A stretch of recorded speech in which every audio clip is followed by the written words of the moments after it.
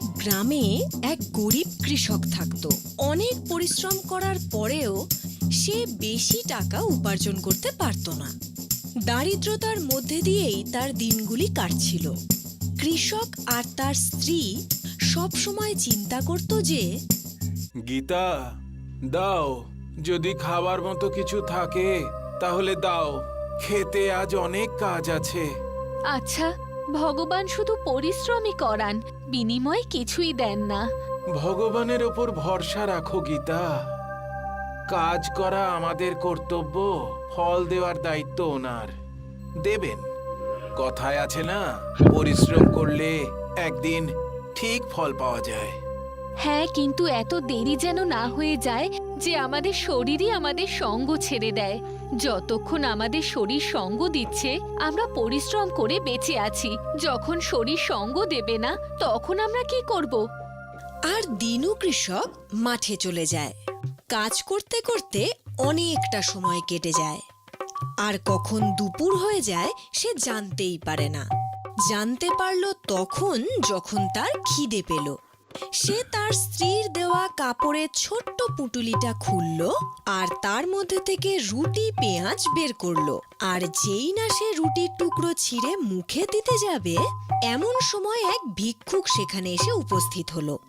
কিছু খাবার কি পাওয়া যাবে বাবা? বাবা, শুধু দুটো রুটি আছে। বাবা, সবাই বলে সুখের জন্য দুটো রুটি যথেষ্ট। সুখের কথা তো জানি না বাবা, তবে রুটি অবশ্যই। আসুন, একটা রুটি আপনিও খান। কি ব্যাপার বাবা, বলো, তোমার কথা শুনে এত হতাশ মনে হচ্ছে কেন? কি আর বলি বাবা, হতাশার মধ্যেই এই জীবন কাটছে। এত পরিশ্রম করার পরেও উপার্জন যেন কিছুই হয় না। ওই যে তখন আপনি কথাটা বললেন না, সুখের রুটি খাচ্ছি, সেই সুখের জন্য তো বাবা কিছু অর্থেরও প্রয়োজন। কথাটা তুমি তো ঠিক বললে বাবা। এই নাও বাবা। এই একটা মুদ্রায় কি হবে বাবা? এই একটা মুদ্রা দিয়েই সব কিছু হবে বাবা।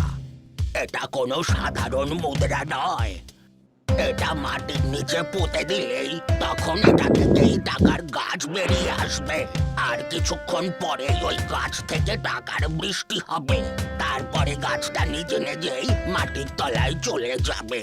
তারপরে তুমি এই মুদ্রা বার করে নিয়ে নিজের কাছে রেখো। তারপর যখনই তোমার টাকার দরকার পড়বে, এটা আবারও মাটির তলায় পুঁতে দিও। তখন আবারও গাছ বেরোবে, আবার টাকার বৃষ্টি হবে। আপনি সত্যি কথা বলছেন বাবা? হ্যাঁ, কিন্তু মনে রেখো তুমি যে মুদ্রাটা পোতার সময় তোমাকে একটা মন্ত্র বলতে হবে। ধন দেহি সুখ দেহি মঙ্গল দেহি দুঃখ হারহি। যদি এই মন্ত্রটা বলে মুদ্রাটা পুঁতে দাও, তখনই টাকার বৃষ্টি হবে। আর যদি মন্ত্র বলতে ভুলে যাও আর মুদ্রাটা পুঁতে দাও, তখন সেটা টাকার গাছ নয়, কাঁটার গাছ বের হবে। আর কাঁটার তোমার উপর এমন বৃষ্টি হবে, তখন তুমি আহত হয়ে গিয়ে মৃত্যুও ঘটতে পারে। আচ্ছা বাবা, আমি আপনার মন্ত্র মনে রাখবো। মুদ্রা নিয়ে দিনু কৃষক বাড়িতে ফিরল, আর তার স্ত্রীকে যখন সব ঘটনা বলল তখন তার বিশ্বাসই হচ্ছিল না। কিন্তু দিনু কৃষক বলল, রাতে গ্রামের সবাই যখন ঘুমিয়ে পড়বে তখন তারা তাদের উঠোনে গিয়ে এটা পুঁতে দেখবে। ধন দাও, সুখ দাও, কল্যাণ করো, দুঃখ ঘোচাও। দেখলে তুমি, আমি প্রথমেই জানতাম কেউ তোমার রুটিটা খাওয়ার জন্য তোমাকে বোকা বানিয়েছে।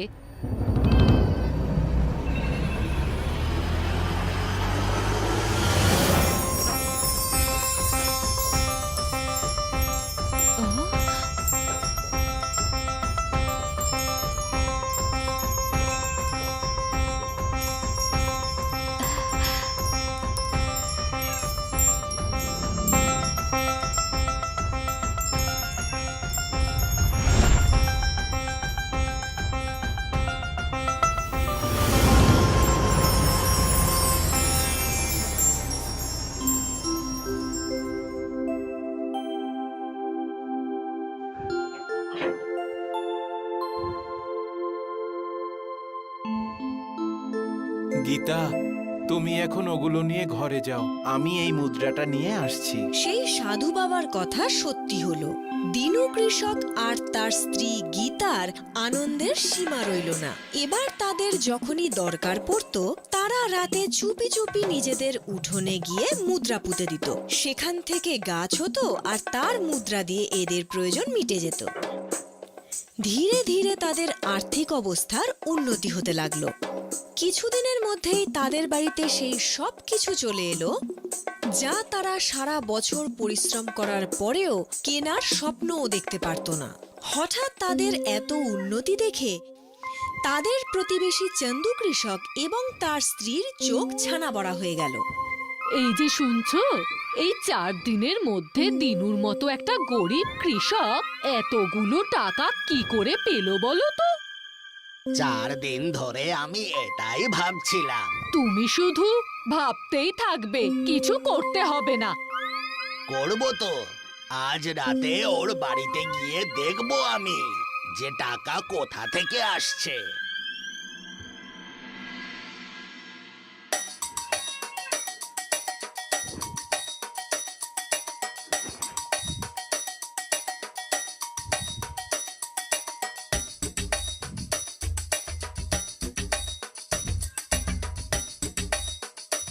এ মাটি কেন খুঁড়ছে? নিশ্চয়ই মাটির ভেতর থেকে গুপ্তধন বের করছে। মনে হচ্ছে ওরা গুপ্তধন লুকোচ্ছে।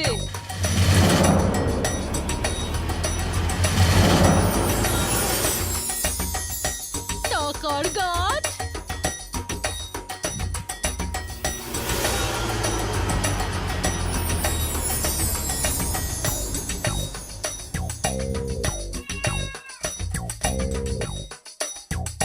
গীতা, তুমি এখন ওগুলো নিয়ে ঘরে যাও, আমি এই মুদ্রাটা নিয়ে আসছি।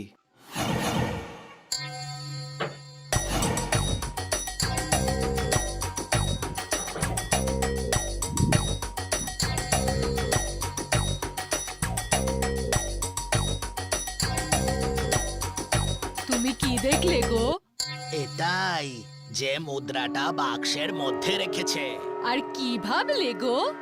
এটাই যে মুদ্রাটা রাতের মধ্যেই চুরি করতে হবে। সত্যি সত্যি দিনু কৃষক আর তার স্ত্রীর ঘুমিয়ে পড়ার পরেই দুজন চুপি চুপি তাদের বাড়িতে ঢুকে পড়ল আর বাক্স থেকে ওই মুদ্রা বের করে নিজেদের উঠোনে নিয়ে এসে পুঁতে দিল।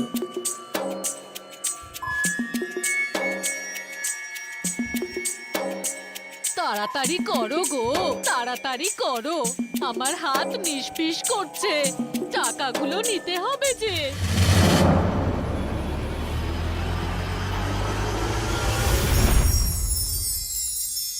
এসেছে এসেছে, টাকার গাছ এসেছে।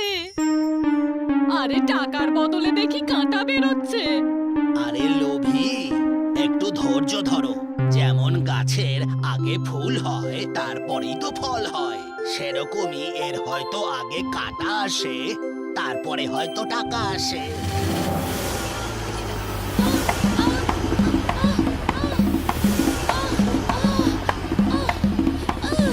ওরে দিনু দাদা, বাঁচাও! দিনু দাদা, বাঁচাও! কি হয়েছে? কি হয়েছে হয়েছে? তোমাদের? আরে আমরা তোমাদের মুদ্রা চুরি করে মাটিতে পুঁতে দিয়েছিলাম। এই দেখো, কাঁটাগুলো গায়ের মধ্যে এসে ফুটছে। ভয় পাবেন না, ভয় পাবেন না, শান্ত হন আপনারা, সব ঠিক হয়ে যাবে। দিনু দাদা, তুমি যখন পুঁতেছিলে তখন টাকার বৃষ্টি হয়েছিল। আমরা পুতলাম, কাঁটা বেরোলো কেন? শুনুন বৌদি, যতদিন ও টাকা দেবার ঠিক দেবে, কিন্তু যেদিন গাছে কাঁটা বেরোবে সেদিন বুঝতে হবে ও টাকা দেওয়া বন্ধ করে দিয়েছে। তাই এখন থেকে এই মুদ্রাটা আমাদেরও কোনো কাজে লাগবে না। এই বলে দিনু কৃষক চন্দু আর তার স্ত্রীকে তো এড়িয়ে গেল। তারপর নিজের বাড়িতে এসে তার স্ত্রীকে বলল, গীতা, এইভাবে তো যে কেউ আবার এটা চুরি করে আঘাত পেতে পারে। আমাদের জীবনে তো এখন আর কোনো অভাব নেই, বেশি লোভ করা কিন্তু ঠিক নয়। আমি এটা সাধু বাবাকে ফেরত দিয়ে আসি। তুমি ঠিকই বলেছ। আর যদি আমরা এই মন্ত্র বলে দিই তবে তো টাকা পয়সা নিয়ে যুদ্ধ লেগে যেতে পারে। কথাটা তো তুমি ঠিকই বলেছো। আজ এই মুদ্রাগুলো দেখে একটা ব্যাপার আমি পরিষ্কারভাবে বুঝতে পেরেছি। যতক্ষণ পর্যন্ত না কোনো বিষয়ে তুমি পুরোপুরি জানতে পারছো, তার ব্যবহার কোনোভাবেই করা উচিত নয়।